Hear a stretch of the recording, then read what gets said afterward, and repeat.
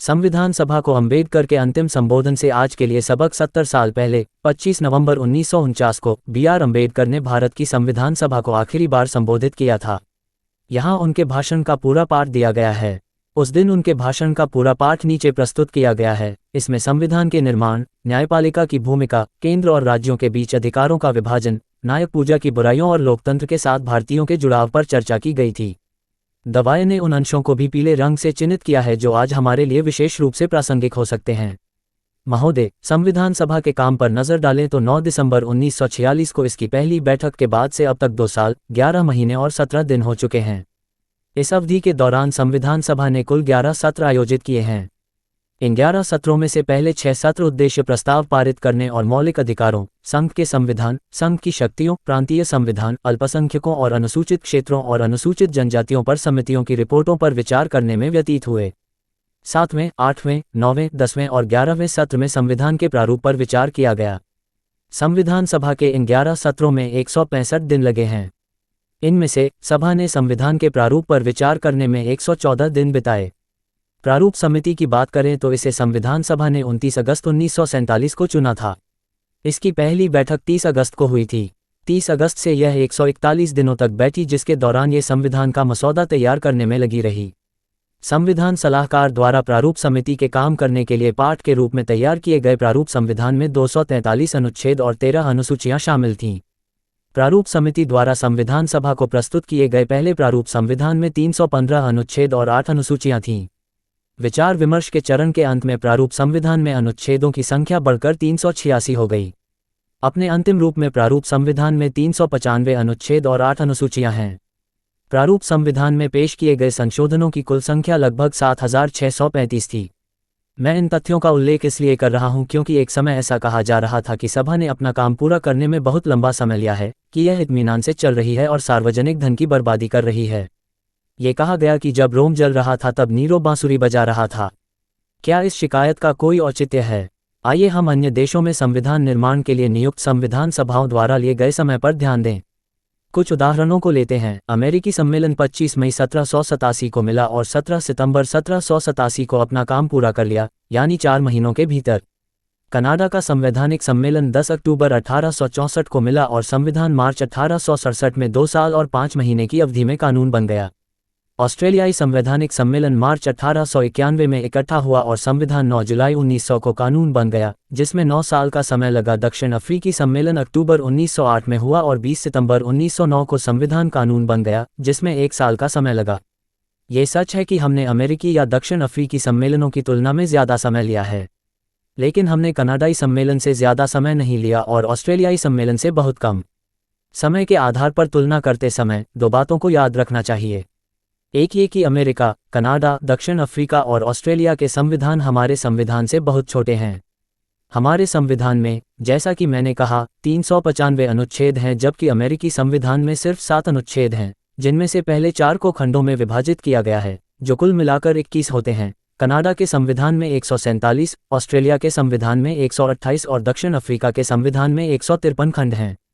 दूसरी बात जो याद रखने की है वह यह है कि अमेरिका, कनाडा, ऑस्ट्रेलिया और दक्षिण अफ्रीका के संविधान निर्माताओं को संशोधनों की समस्या का सामना नहीं करना पड़ा। उन्हें पेश किए गए संशोधनों के रूप में पारित किया गया। दूसरी ओर, इस संविधान सभा को 2473 संशोधनों से निपटना पड़ा। इन तथ्यों को ध्यान में रखते हुए मुझे विलंब का आरोप पूरी तरह निराधार लगता है और यह सभा इतने कम समय में इतना कठिन कार्य पूरा करने के लिए स्वयं को बधाई दे सकती है। राजनीति चुनाव आयोग को VFD रिपोर्ट द्वारा लोकसभा चुनावों पर उठाए गए संदेहों का जवाब देना चाहिए। प्रारूप समिति द्वारा किए गए कार्य की गुणवत्ता की बात करें तो श्री नजीरुद्दीन अहमद ने इसकी कड़ी निंदा करना अपना कर्तव्य समझा। उनके विचार में प्रारूप समिति द्वारा किया गया कार्य न केवल सराहनीय है, बल्कि निश्चित रूप से निम्न स्तर का है। प्रारूप समिति द्वारा किए गए कार्य के बारे में हर किसी को अपनी राय रखने का अधिकार है और श्री नजीरुद्दीन को अपनी राय रखने का अधिकार है। श्री नजीरुद्दीन अहमद का मानना है कि वे प्रारूप समिति के किसी भी सदस्य से अधिक प्रतिभाशाली व्यक्ति हैं। प्रारूप समिति उनके दावे को चुनौती नहीं देना चाहती। दूसरी ओर, यदि संविधान सभा उन्हें अपने बीच में रखने के योग्य समझती तो प्रारूप समिति उनका स्वागत करती। यदि संविधान निर्माण में उनका कोई स्थान नहीं था तो इसमें प्रारूप समिति का कोई दोष नहीं है। श्री नजीरुद्दीन अहमद ने प्रारूप समिति के लिए एक नया नाम गढ़ा है, जो जाहिर तौर पर इसके प्रति अपनी अवमानना दिखाने के लिए है। वे इसे बहती समिति कहते हैं। श्री नजीरुद्दीन को अपने इस कदम से निस्संदेह प्रसन्नता होगी, लेकिन जाहिर तौर पर वे यह नहीं जानते कि बिना महारत के बहाव और महारत के साथ बहाव में अंतर होता है। अगर प्रारूप समिति बह रही थी तो वह स्थिति पर महारत के बिना कभी नहीं थी। वह केवल मछली पकड़ने की संभावना के लिए मछली पकड़ने नहीं गई थी। वह उस मछली को खोजने के लिए ज्ञात जल में खोज कर रही थी जिसकी उसे तलाश थी। किसी बेहतर चीज की तलाश में होना बहाव के समान नहीं है। हालांकि श्री नजीरुद्दीन अहमद ने प्रारूप समिति की तारीफ के तौर पर ऐसा नहीं कहा था, लेकिन मैं इसे प्रारूप समिति की तारीफ के तौर पर लेता हूं। प्रारूप समिति अपने कर्तव्य की घोर उपेक्षा और गरिमा की झूठी भावना की दोषी होती अगर उसने उन संशोधनों को वापस लेने की ईमानदारी और साहस नहीं दिखाया होता जिन्हें वह दोषपूर्ण समझती थी और जिसे वह बेहतर समझती थी, उसे प्रतिस्थापित नहीं करती। यदि यह गलती है तो मुझे खुशी है कि प्रारूप समिति ने ऐसी गलतियों को स्वीकार करने और उन्हें सुधारने के लिए आगे आने में कोई हिचकिचाहट नहीं दिखाई। मुझे ये देखकर खुशी हुई कि 1-2 सदस्यों को छोड़कर संविधान सभा के सभी सदस्यों में प्रारूप समिति द्वारा किए गए कार्यों की सराहना करने की आम सहमति है। मुझे यकीन है कि प्रारूप समिति को अपने प्रयासों की इस तरह की सहज मान्यता पाकर खुशी होगी जो इतने उदार शब्दों में व्यक्त की गई है। जहां तक सभा के सदस्यों और प्रारूप समिति के मेरे सहयोगियों द्वारा मुझ पर की गई प्रशंसा की बात है, तो मैं इतना अभिभूत हूं कि उनके प्रति अपनी कृतज्ञता व्यक्त करने के लिए मेरे पास पर्याप्त शब्द नहीं हैं। मैं अनुसूचित जातियों के हितों की रक्षा के अलावा किसी बड़ी आकांक्षा के साथ संविधान सभा में नहीं आया था। मुझे दूर दूर तक यह अंदाजा नहीं था कि मुझे और अधिक जिम्मेदार कार्य करने के लिए कहा जाएगा। इसलिए मुझे बहुत आश्चर्य हुआ जब सभा ने मुझे प्रारूप समिति के लिए चुना। मुझे उस समय आश्चर्य से भी अधिक आश्चर्य हुआ जब प्रारूप समिति ने मुझे अपना अध्यक्ष चुना। प्रारूप समिति में मुझसे बड़े, बेहतर और अधिक योग्य लोग थे, जैसे मेरे मित्र सर अल्लादी कृष्णस्वामी अय्यर। मैं संविधान सभा और प्रारूप समिति का आभारी हूं कि उन्होंने मुझ पर इतना भरोसा और विश्वास जताया तथा मुझे अपना माध्यम चुनकर देश की सेवा करने का अवसर दिया। जयकार। मुझे जो श्रेय दिया जाता है वह वास्तव में मेरा नहीं है। इसका कुछ श्रेय संविधान सभा के संवैधानिक सलाहकार सर BN राव को भी जाता है, जिन्होंने प्रारूप समिति के विचारार्थ संविधान का एक कच्चा मसौदा तैयार किया था। इसका कुछ श्रेय प्रारूप समिति के सदस्यों को भी जाता है जो, जैसा कि मैंने कहा, 141 दिनों तक बैठे रहे और जिनकी नए नए फॉर्मूले तैयार करने की सूझबूझ और भिन्न भिन्न दृष्टिकोणों को सहन करने और समायोजित करने की क्षमता के बिना संविधान निर्माण का कार्य इतने सफल निष्कर्ष पर नहीं पहुंच पाता। इसका बहुत बड़ा श्रेय संविधान के मुख्य प्रारूपकार श्री S N मुखर्जी को जाता है। सबसे जटिल प्रस्तावों को सबसे सरल और स्पष्ट कानूनी रूप में प्रस्तुत करने की उनकी क्षमता और उनकी कड़ी मेहनत की क्षमता की बराबरी शायद ही कोई कर सके। वे सभा के लिए एक उपलब्धि रहे हैं। उनकी मदद के बिना इस सभा को संविधान को अंतिम रूप देने में कई और वर्ष लग जाते। मुझे श्री मुखर्जी के अधीन काम करने वाले कर्मचारियों का उल्लेख करना नहीं भूलना चाहिए, क्योंकि मैं जानता हूं कि उन्होंने कितनी मेहनत की है और कितनी देर तक काम किया है, कभी कभी तो आधी रात से भी ज्यादा। मैं उनके प्रयास और उनके सहयोग के लिए उन सभी का धन्यवाद करना चाहता हूं। चीयर्स। अगर यह संविधान सभा सिर्फ एक रंग बिरंगी भीड़ होती, सीमेंट के बिना एक फर्श का फर्श, यहाँ वहाँ एक काला पत्थर और एक सफ़ेद पत्थर जिसमें हर सदस्य या हर समूह अपने आप में एक कानून होता, तो प्रारूप समिति का काम बहुत मुश्किल होता। तब अराजकता के अलावा कुछ नहीं होता। विधानसभा के अंदर कांग्रेस पार्टी की मौजूदगी से अराजकता की यह संभावना शून्य हो गई, जिसने इसकी कार्यवाही में व्यवस्था और अनुशासन की भावना लाई। कांग्रेस पार्टी के अनुशासन की वजह से ही प्रारूप समिति संविधान को विधानसभा में पेश करने में सक्षम हुई और उसे हर अनुच्छेद और हर संशोधन के भाग्य के बारे में पूरी जानकारी थी। इसलिए विधानसभा में संविधान के मसौदे के सुचारू रूप से चलने का सारा श्रेय कांग्रेस पार्टी को जाता है। यदि सभी सदस्य दलीय अनुशासन के नियमों के आगे झुक जाते तो इस संविधान सभा की कार्यवाही बहुत नीरस हो जाती। दलीय अनुशासन अपनी कठोरता के बावजूद इस सभा को हाँ में हाँ मिलाने वालों की सभा में बदल देता। सौभाग्य से वहां विद्रोही लोग भी थे। वे थे Shri Kamath, doctor PS Deshmukh, Shri Sidhva, prof Saxena और पंडित ठाकुर दास भार्गव। उनके साथ मुझे प्रो KT शाल और पंडित हृदयनाथ कुंजरू का भी उल्लेख करना चाहिए। उन्होंने जो मुद्दे उठाए वे अधिकतर वैचारिक थे। ये कि मैं उनके सुझावों को स्वीकार करने के लिए तैयार नहीं था, न तो उनके सुझावों का मूल्य कम करता है और न ही सभा की कार्यवाही को जीवंत बनाने में उनके द्वारा की गई सेवा को कम करता है। मैं उनका आभारी हूँ, लेकिन उनके बिना मुझे संविधान के अंतर्निहित सिद्धांतों को समझाने का वह अवसर नहीं मिलता जो संविधान पारित करने के मात्र यांत्रिक कार्य से कहीं अधिक महत्वपूर्ण था। अंत में मैं आपको धन्यवाद देना चाहता हूं श्रीमान राष्ट्रपति जी, जिस तरह से आपने इस सभा की कार्यवाही का संचालन किया है। आपने सभा के सदस्यों के प्रति जो शिष्टाचार और विचारशीलता दिखाई है, उसे इस सभा की कार्यवाही में भाग लेने वाले लोग कभी नहीं भूल सकते। ऐसे कई मौके आए जब प्रारूप समिति के संशोधनों को विशुद्ध रूप से तकनीकी आधार पर रोकने की कोशिश की गई। वे मेरे लिए बहुत चिंताजनक क्षण थे। इसलिए मैं आपका विशेष रूप से आभारी हूं कि आपने कानूनवाद को संविधान निर्माण के काम को विफल करने की अनुमति नहीं दी। संविधान का जितना बचाव किया जा सकता था, मेरे मित्रों सर अल्लादी कृष्णस्वामी अय्यर और श्री टी कृष्णमाचारी ने किया है। इसलिए मैं संविधान के गुण दोषों में नहीं जाऊंगा, क्योंकि मुझे लगता है कि संविधान कितना भी अच्छा क्यों ना हो, वह बुरा जरूर निकलेगा क्योंकि उसे लागू करने वाले लोग बुरे होते हैं। संविधान कितना भी बुरा क्यों ना हो, वह अच्छा जरूर निकलेगा अगर उसे लागू करने वाले लोग अच्छे हों। संविधान का काम करना पूरी तरह संविधान की प्रकृति पर निर्भर नहीं करता है। संविधान केवल राज्य के अंग जैसे विधायिका, कार्यपालिका और न्यायपालिका प्रदान कर सकता है। राज्य के उन अंगों का काम करना जिन कारकों पर निर्भर करता है, वे हैं लोग और वे राजनीतिक दल, जिन्हें वे अपनी इच्छाओं और राजनीति को पूरा करने के लिए अपने साधन के रूप में स्थापित करेंगे। कौन कह सकता है कि भारत के लोग और उनके दल कैसा व्यवहार करेंगे? क्या वे अपने उद्देश्यों को प्राप्त करने के लिए संवैधानिक तरीकों को बरकरार रखेंगे या उन्हें प्राप्त करने के लिए क्रांतिकारी तरीकों को प्राथमिकता देंगे? संविधान चाहे कितना भी अच्छा क्यों न हो, ये कहने के लिए किसी भविष्यवक्ता की आवश्यकता नहीं है कि यह विफल हो जाएगा। इसलिए संविधान पर कोई भी निर्णय पारित करना व्यर्थ है, बिना इस बात पर ध्यान दिए कि जनता और उनकी पार्टियां क्या भूमिका निभाने वाली हैं। संविधान की निंदा मुख्यतः दो पक्षों से होती है, कम्युनिस्ट पार्टी और सोशलिस्ट पार्टी। वे संविधान की निंदा क्यों करते हैं? क्या इसलिए कि यह वास्तव में एक बुरा संविधान है? मैं कहने का साहस करता हूं, नहीं। कम्युनिस्ट पार्टी सर्वहारा वर्ग की तानाशाही के सिद्धांत पर आधारित संविधान चाहती है। वे संविधान की निंदा करते हैं क्योंकि यह संसदीय लोकतंत्र पर आधारित है। समाजवादी दो चीजें चाहते हैं। पहली चीज जो वे चाहते हैं वह यह है कि यदि वे सत्ता में आते हैं तो संविधान उन्हें बिना किसी मुआवजे के सभी निजी संपत्ति का राष्ट्रीयकरण या समाजीकरण करने की स्वतंत्रता दे। दूसरी चीज जो समाजवादी चाहते हैं वह यह है कि संविधान में वर्णित मौलिक अधिकार निरपेक्ष और बिना किसी सीमा के होने चाहिए, ताकि यदि उनकी पार्टी सत्ता में आने में विफल हो जाती है तो उन्हें न केवल आलोचना करने की बल्कि राज्य को उखाड़ फेंकने की भी पूरी स्वतंत्रता होगी। ये मुख्य आधार हैं जिनके आधार पर संविधान की निंदा की जा रही है। मैं यह नहीं कहता कि संसदीय लोकतंत्र का सिद्धांत ही राजनीतिक लोकतंत्र का आदर्श रूप है। मैं यह नहीं कहता कि बिना मुआवजे के निजी संपत्ति का अधिग्रहण न करने का सिद्धांत इतना पवित्र है कि इसे कोई विचलन नहीं हो सकता। मैं यह नहीं कहता कि मौलिक अधिकार कभी भी निरपेक्ष नहीं हो सकते और उन पर लगाई गई सीमाएं कभी भी नहीं हटाई जा सकती। मैं यह जरूर कहता हूं कि संविधान में शामिल सिद्धांत वर्तमान पीढ़ी के विचार हैं, या यदि आपको यह अतिशयोक्ति लगे तो मैं कहूंगा कि वे संविधान सभा के सदस्यों के विचार हैं।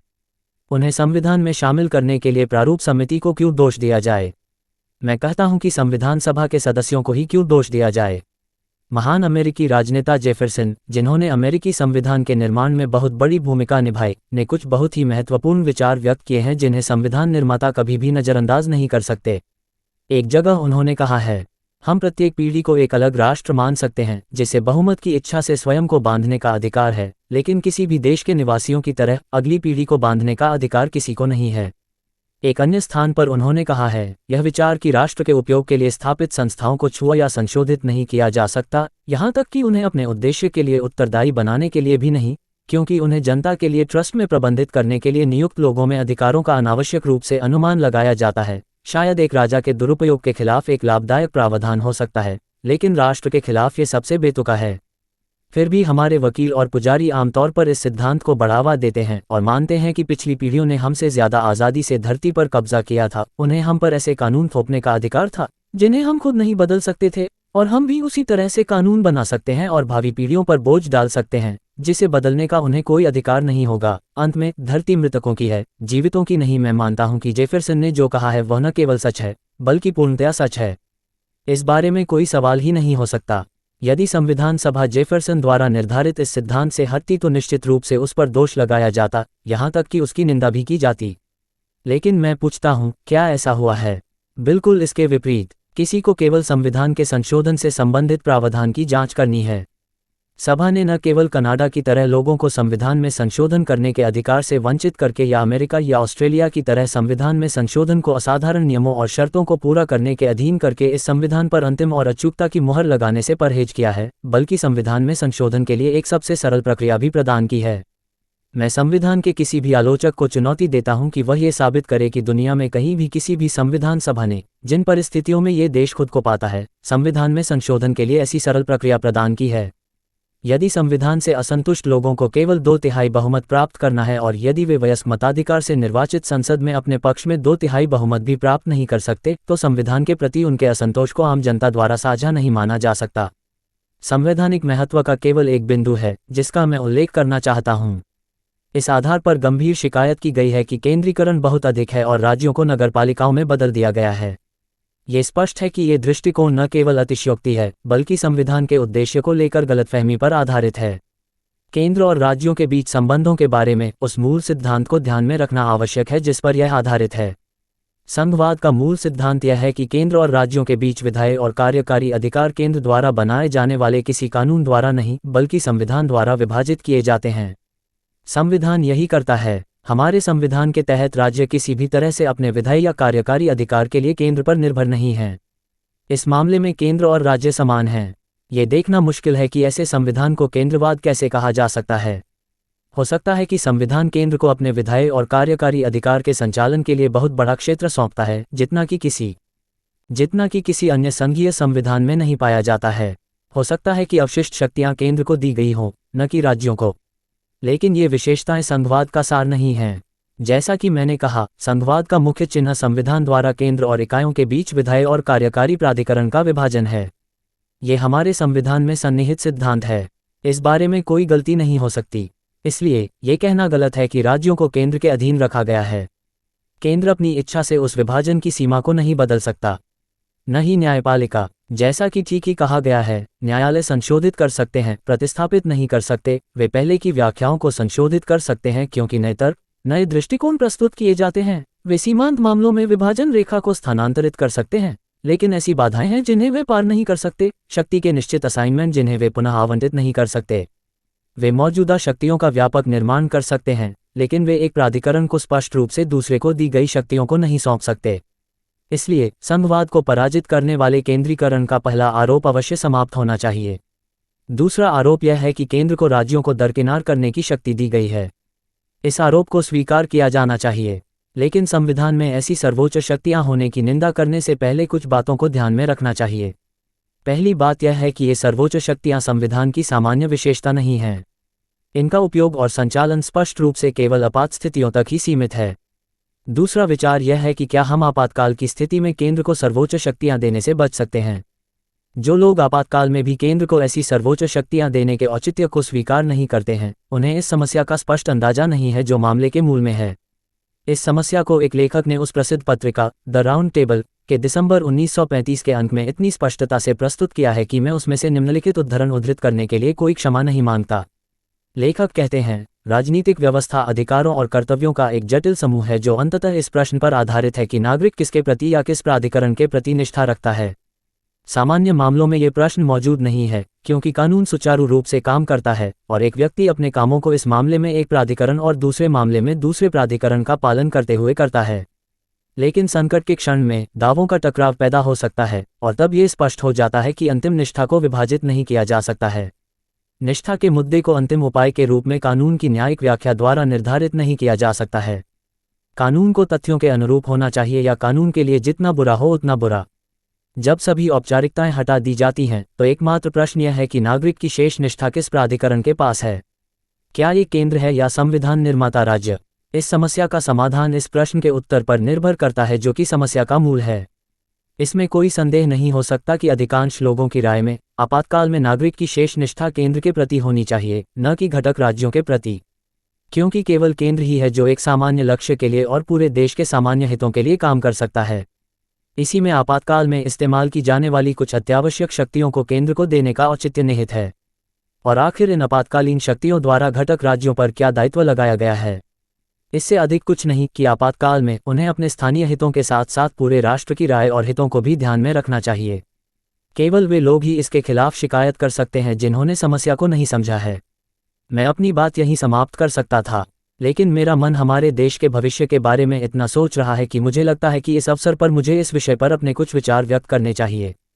26 जनवरी 1950 को भारत एक स्वतंत्र देश होगा। जयकार। उसकी स्वतंत्रता का क्या होगा? क्या वह अपनी स्वतंत्रता बरकरार रख पाएगा या फिर उसे खो देगा? ये पहला विचार है जो मेरे मन में आता है। ऐसा नहीं है कि भारत कभी स्वतंत्र देश नहीं था। मुद्दा यह है कि उसने एक बार अपनी स्वतंत्रता खो दी थी। क्या वह उसे दूसरी बार खोएगा? यह विचार ही है जो मुझे भविष्य के लिए सबसे अधिक चिंतित करता है।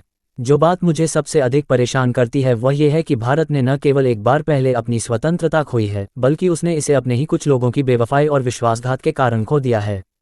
मोहम्मद बिन कासिम द्वारा सिंध पर आक्रमण के समय राजा दहर के सैन्य कमांडरों ने मोहम्मद बिन कासिम के एजेंटों से रिश्वत ली। यह जयचंद ही था जिसने मोहम्मद गौरी को भारत पर आक्रमण करने और पृथ्वीराज के खिलाफ लड़ने के लिए आमंत्रित किया और उसे खुद और सोलंकी राजाओं की मदद का वादा किया।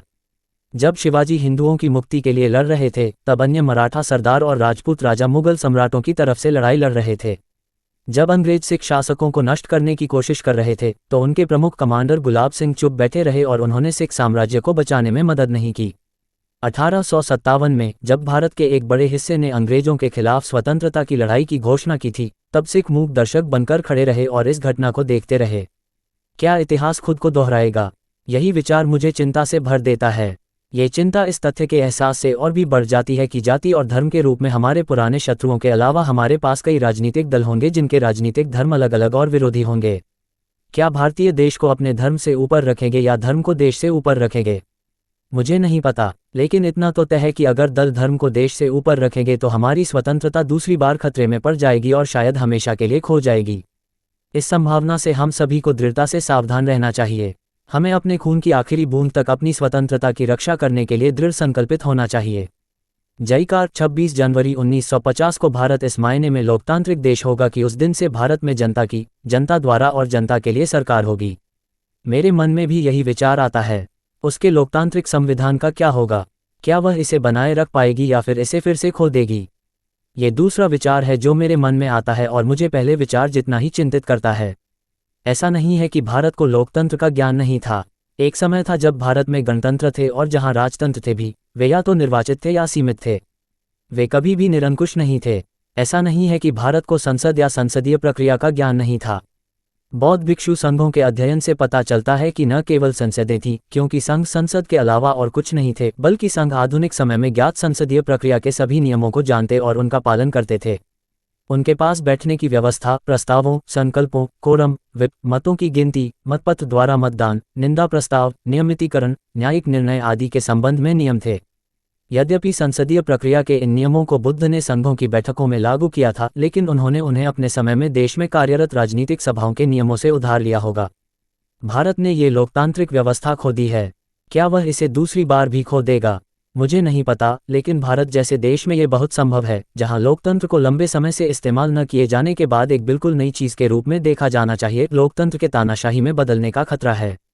ये बहुत संभव है कि यह नवजात लोकतंत्र अपने स्वरूप को बनाए रखे लेकिन वास्तव में तानाशाही को जगह दे। अगर भारी बहुमत मिलता है तो दूसरी संभावना के वास्तविकता में बदल जाने का खतरा बहुत अधिक है। अगर हम लोकतंत्र को केवल दिखावे में ही नहीं बल्कि वास्तव में भी बनाए रखना चाहते हैं तो हमें क्या करना चाहिए? मेरे हिसाब से सबसे पहली बात जो हमें करनी चाहिए वह है अपने सामाजिक और आर्थिक उद्देश्यों को प्राप्त करने के लिए संवैधानिक तरीकों को अपनाना। इसका मतलब है कि हमें क्रांति के खूनी तरीकों को छोड़ देना चाहिए। इसका मतलब है कि हमें सविनय अवज्ञा, असहयोग और सत्याग्रह के तरीकों को छोड़ देना चाहिए।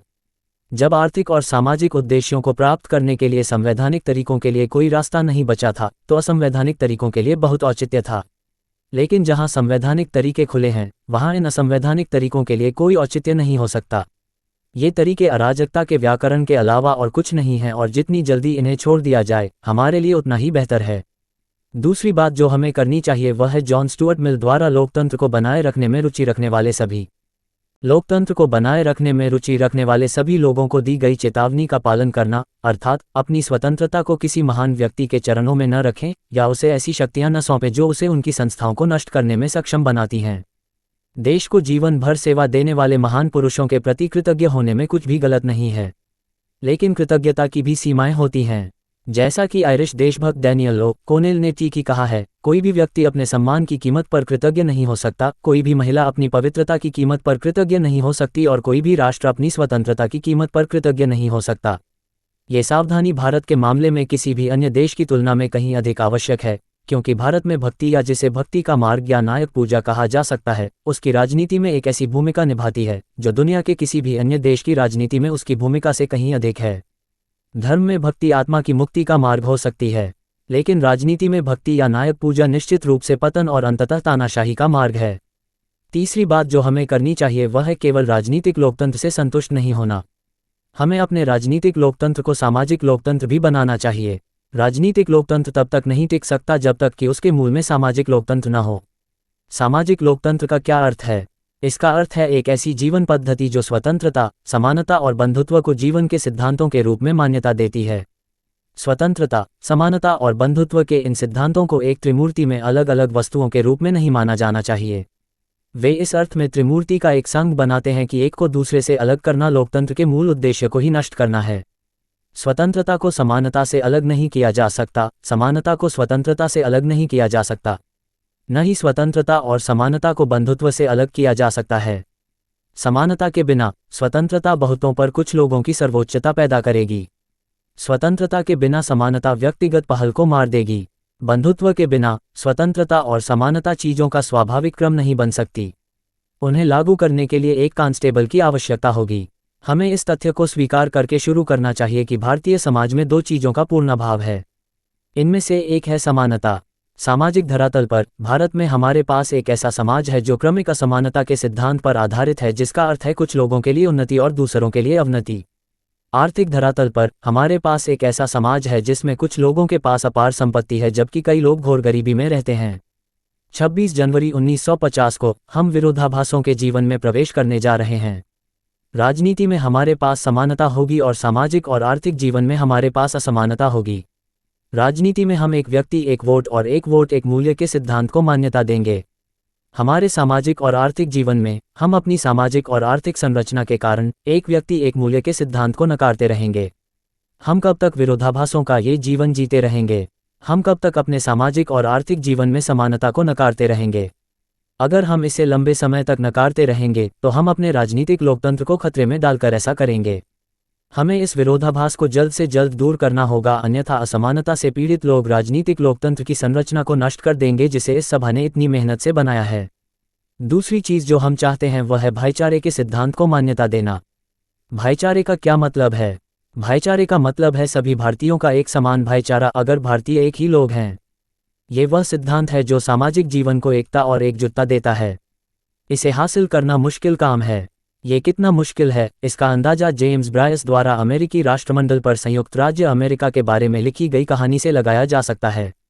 कहानी यह है, मैं इसे ब्रायस के शब्दों में ही सुनाना चाहता हूं कि कुछ साल पहले अमेरिकी प्रोटेस्टेंट एपिस्कोपल चर्च अपने त्रिवार्षिक सम्मेलन में अपनी धार्मिक पद्धति को संशोधित करने में व्यस्त था। ये सोचा गया कि छोटे वाक्यों वाली प्रार्थनाओं में पूरे लोगों के लिए एक प्रार्थना शामिल करना उचित है और न्यू इंग्लैंड के एक प्रतिष्ठित धर्मगुरु ने हे प्रभु हमारे राष्ट्र को आशीर्वाद दें शब्दों का प्रस्ताव रखा। एक दोपहर को तत्काल हे प्रभु हमारे राष्ट्र को आशीर्वाद दें शब्दों का प्रस्ताव रखा। एक दोपहर को तत्काल स्वीकार किए गए इस वाक्य को अगले दिन पुनर्विचार के लिए लाया गया जब राष्ट्र शब्द पर आम लोगों द्वारा इतनी आपत्तियां उठाई गईं कि यह राष्ट्रीय एकता की बहुत निश्चित मान्यता को दर्शाता है, इसलिए इसे हटा दिया गया और इसके बजाय हे प्रभु इन संयुक्त राज्यों को आशीर्वाद दें शब्दों को अपनाया गया। जिस समय ये घटना घटी उस समय अमेरिका में इतनी कम एकजुटता थी कि अमेरिका के लोगों को नहीं लगता था कि वे एक राष्ट्र हैं।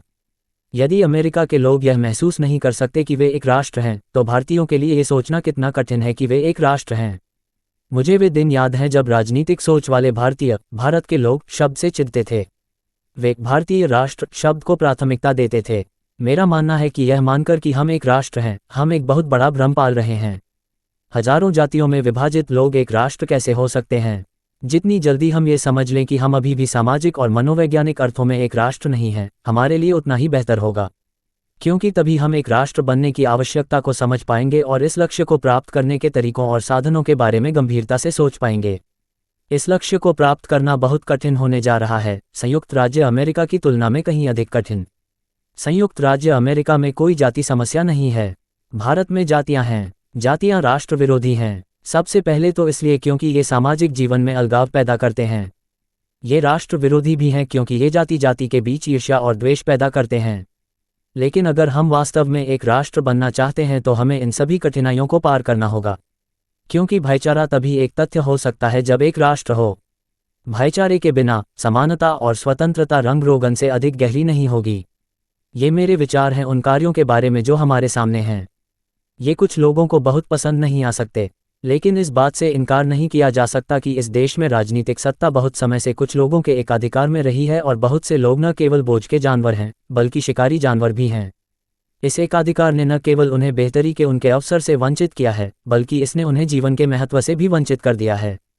ये दलित वर्ग शासित होने से थक चुके हैं, वे खुद पर शासन करने के लिए अधीर हैं। दलित वर्गों में आत्म साक्षात्कार की इस इच्छा को वर्ग संघर्ष या वर्ग युद्ध में विकसित नहीं होने देना चाहिए। इससे सदन में विभाजन हो जाएगा। वह वास्तव में आपदा का दिन होगा, क्योंकि जैसा कि अब्राहम लिंकन ने ठीक ही कहा है, एक सदन जो अपने आप में विभाजित है वह बहुत लंबे समय तक नहीं टिक सकता। इसलिए जितनी जल्दी उनकी आकांक्षाओं को साकार करने के लिए जगह बनाई जाती है, उतना ही कुछ लोगों के लिए बेहतर होगा, देश के लिए बेहतर होगा, इसकी स्वतंत्रता के रखरखाव के लिए बेहतर होगा और इसके लोकतांत्रिक ढांचे की निरंतरता के लिए बेहतर होगा। ये जीवन के सभी क्षेत्रों में समानता और बंधुत्व की स्थापना से ही संभव है। इसीलिए मैंने उन पर इतना जोर दिया है। मैं सदन को और अधिक थकाना नहीं चाहता। स्वतंत्रता निस्संदेह खुशी की बात है, लेकिन हमें यह नहीं भूलना चाहिए कि इस स्वतंत्रता ने हम पर बहुत बड़ी जिम्मेदारियां डाल दी हैं। स्वतंत्रता के साथ ही हमने किसी भी गलत काम के लिए अंग्रेजों को दोषी ठहराने का बहाना खो दिया है। अगर भविष्य में कुछ गलत हुआ तो हमें खुद को छोड़कर किसी को भी दोषी नहीं ठहराना होगा। चीज़ों के गलत होने का बहुत खतरा है। समय तेजी से बदल रहा है। हमारे सहित सभी लोग नई विचारधाराओं से प्रेरित हो रहे हैं। वे लोगों द्वारा सरकार से ऊब चुके हैं। वे लोगों के लिए सरकार चाहते हैं और उन्हें इस बात से कोई फर्क नहीं पड़ता कि यह लोगों की सरकार है या लोगों द्वारा। अगर हम उस संविधान को सुरक्षित रखना चाहते हैं जिसमें हमने लोगों के लिए और लोगों द्वारा सरकार के सिद्धांत को प्रतिष्ठित करने का प्रयास किया है, तो हमें संकल्प लेना चाहिए कि हम अपने रास्ते में आने वाली बुराइयों को पहचानने में ढिलाई न बरतें और जो लोगों को लोगों द्वारा सरकार के बजाय लोगों के लिए सरकार को प्राथमिकता देने के लिए प्रेरित करती हैं, नहीं उन्हें दूर करने की हमारी पहल में कोई कमी रह जाए। देश की सेवा करने का यही एकमात्र तरीका है। मैं इससे बेहतर कोई तरीका नहीं जानता।